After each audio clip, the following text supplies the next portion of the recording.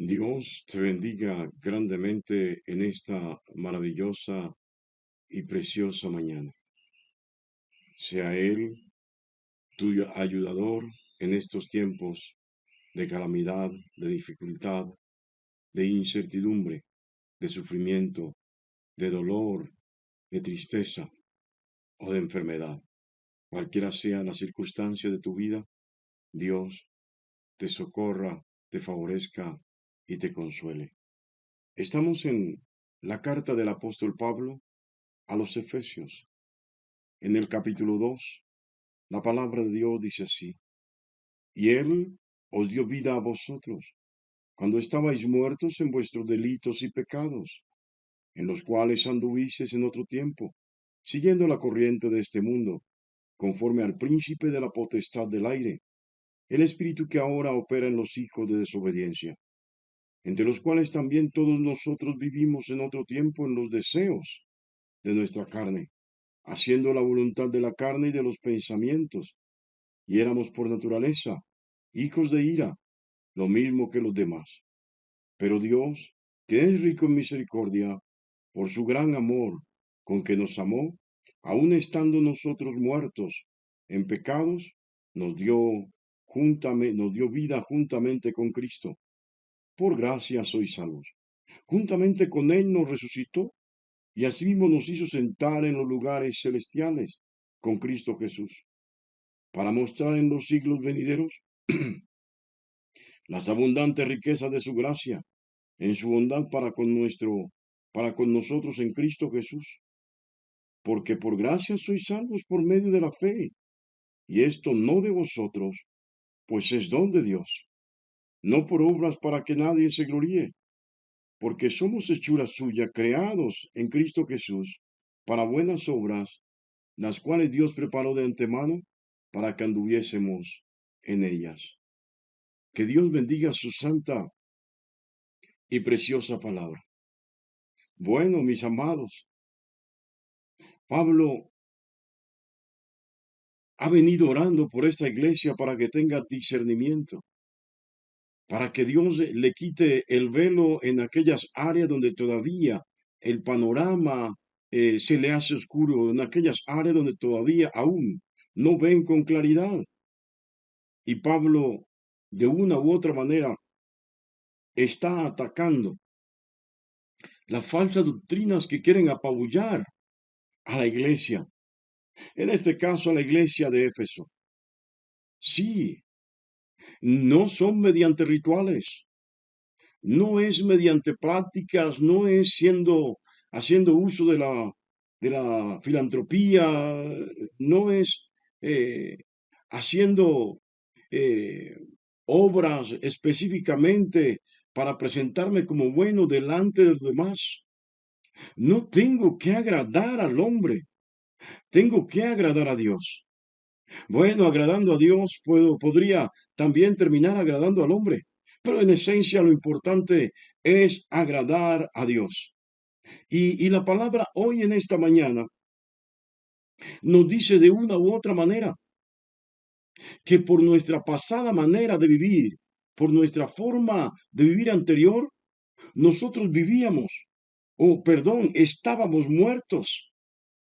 Para Dios no significábamos, para Dios estábamos muertos, no estábamos escritos en el libro de la vida, no estábamos escritos en el libro de los vivos. Por eso Pablo dice, Él les dio vida. ¿Sabe? Entre los efesios, la principal divinidad, en este caso no era Artemisa, no era Artemis, era la diosa Diana. Y culto tan poderoso era este de la diosa Diana. Su imagen o una de sus imágenes representaba una de las principales y más importantes obras de arte de la humanidad en ese tiempo.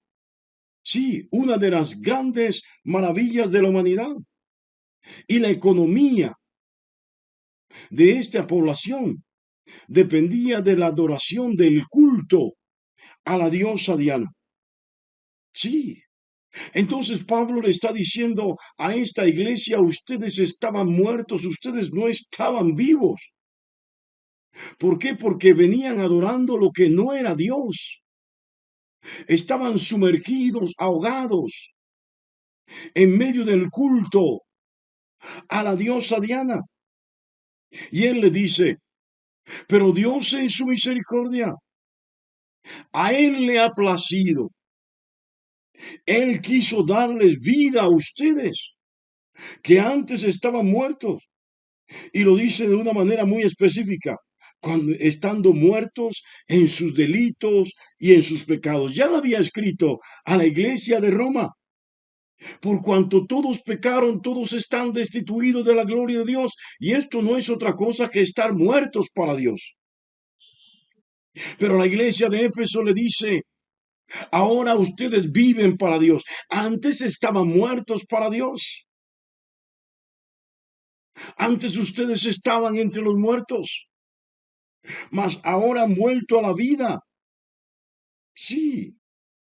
Y qué tremendo esto, porque Pablo a esta iglesia le dice, le habla de la naturaleza pecaminosa de la humanidad de manera indirecta. Sí, cuando Adán y Eva pecaron, se dieron el gobierno, la autoridad de la potestad del aire. Esto es el gobierno de nuestra atmósfera, de la atmósfera terrestre. Se lo cedieron a Satanás. Por eso Pablo dice, antes estaban muertos en vuestros delitos y pecados en los cuales anduvisteis en otro tiempo, siguiendo la corriente de este mundo, conforme al príncipe de la potestad del aire, el espíritu que ahora opera en los hijos de desobediencia. El hombre tenía el gobierno, la autoridad delegada por Dios, no solamente de gobernar el planeta Tierra, sino toda su atmósfera.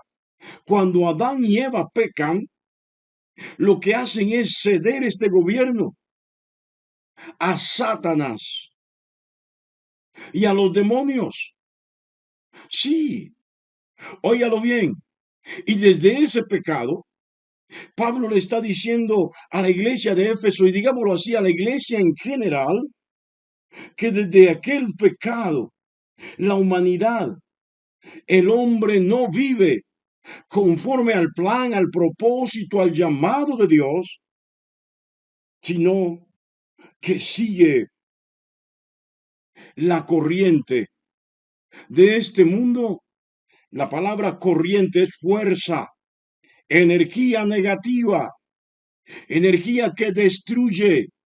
La corriente de este mundo, óigalo bien, conforme los designios, el plan, el propósito de Satanás, conforme el propósito del diablo, conforme al propósito del enemigo. Qué tremendo esto. ¿Sabe? La palabra diablo o diablo, como se suele decir, es igual a adversario, a enemigo. Pero ¿quién se une a su enemigo para su propia destrucción? Solo el hombre. Solo la humanidad ha abandonado a Dios. Ha dejado de lado a Dios, quien le ofrece garantías, como ya lo dijimos antes, de salvación, de perdón de pecados y de vida eterna. Ha abandonado a Dios por unirse a su propio enemigo, quien su propósito, su plan, como dice la palabra, es destruir, es devorar. El enemigo te odia. Satanás te odia, no te ama.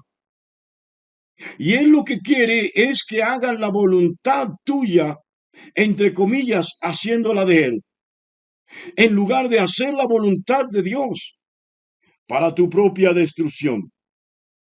Entonces, Pablo glorifica a Dios en este texto, advirtiéndole a la iglesia, advirtiéndole a la iglesia de Éfeso, Óigalo bien, que ellos vivían de manera errada anteriormente. Sí, que aún él vivió de manera errada anteriormente. Bueno, Pablo no era idólatra. Así que en este texto también se refiere a los pecados, a todo pecado de la carne. Sí, por eso lo dice, entre los cuales también todos nosotros vivimos en otro tiempo en los deseos de la carne, haciendo la voluntad de la carne y de los pensamientos. Y éramos por naturaleza hijos de ira. ¿Sabe? Esta palabra me sorprende, porque cuando no se hace la voluntad de Dios, se viene a ser hijos de ira. Pero ¿de la ira de quién? De la ira de Dios. Esto es concluyente. Los hijos de la ira son los que han sido reservados para el fuego eterno. Los hijos de la ira son los que representan la paja, aquella que será quemada en el tiempo de la cosecha. Cuando los ángeles vengan y separen el trigo de la cizaña, la paja, la maleza, lo que no sirve será quemado. Los hijos de la ira serán pasados por fuego, vivirán eternamente en el fuego. Por eso Juan, en el libro de Apocalipsis, capítulo 21, versículo 8, dice que los adúlteros, los idólatras, no heredarán. Los mentirosos no heredarán el reino de los cielos. Dice abiertamente, en lugar de eso, que heredarán el lago que arde en fuego y azufre, que es la muerte segunda. Hay un lago de fuego preparado para Satanás, porque el infierno no fue preparado para el hombre, no fue creado para el hombre, fue creado para Satanás. Pero aquellos que vienen a ser hijos de la ira, aquellos que uniéndose a su propio enemigo, obedeciendo a Satanás, a los deseos de su carne, a su mente, a sus pasiones vergonzosas, y perseveran en ellos, vendrán a este lugar llamado el infierno. Apocalipsis 21:8 lo dice, pero los cobardes e incrédulos, los abominables, los homicidas, los fornicarios, hechiceros, los idólatras y todos los mentirosos tendrán su parte en el lago que arde en fuego y azufre, que es la muerte segunda. Aquellos, ¿quiénes son los incrédulos? ¿Quiénes son los cobardes? Aquellos que conociendo la verdad se apartaron del camino. ¿Quiénes son los incrédulos? Aquellos que cuestionan a Dios, aquellos que niegan la divinidad de Dios, aquellos que no se humillan ante Dios. Los abominables son los actores de violencia, los que viven sin Dios y sin ley, los que no tienen ningún tipo de sensibilidad. Los homicidas, aquí entran también los suicidas. Los fornicarios son los que dependen de la pornografía. Los hechiceros, los que entran en trance mediante drogas, bazuco, marihuana, tusi, cualquier tipo de alucinógenos. Puede que estés en la iglesia, pero si estás consumiendo marihuana, hierba, droga, lo que sea, estás en un camino de condenación. Así estés yendo a la iglesia. No te creas la mentira del diablo. No le obedezcas a tu carne. Óyelo bien. Los idólatras, aquellos que adoran lo que no es Dios, y todos los que no obedecen a Cristo, porque dice todos los mentirosos son los que no obedecen a la verdad, los que no obedecen a Cristo, los que niegan a Cristo, tendrán su parte que en el lago que arde en fuego y azufre, que es la muerte segunda. Y Pablo le dice a esta iglesia, ustedes antes estaban camino a ese lago, pero ahora ya no. Dios en su misericordia, por su gran amor con que nos amó, aún estando en este camino de muerte, en este camino de perdición, en este camino de condenación, dice Pablo, nos dio vida cuando Cristo venció la muerte. Nos dio vida cuando Cristo resucitó de entre los muertos. Y agrega Pablo, esto no es por obra, no es por lo que tú hagas, es por la obra de Cristo. Por eso lo dice, por gracia sois salvos. La salvación es gratuita. No tengo que hacer nada. No tengo que cumplir un ritual. Para ser salvo solamente tengo que apartarme del camino de pecado, tengo que apartarme del camino de perdición, tengo que apartarme y alejarme, desligarme de la potestad del príncipe del aire. Este es Satanás, el acusador. El diablo, el enemigo, tengo que apartarme de él y volverme al camino de Cristo, aceptar la obra de Cristo como suficiente precio por la salvación de mi alma, por el perdón de mis pecados y por esa grande y maravillosa libertad en Cristo Jesús que me permite o me permitirá vivir eternamente en la presencia del Padre.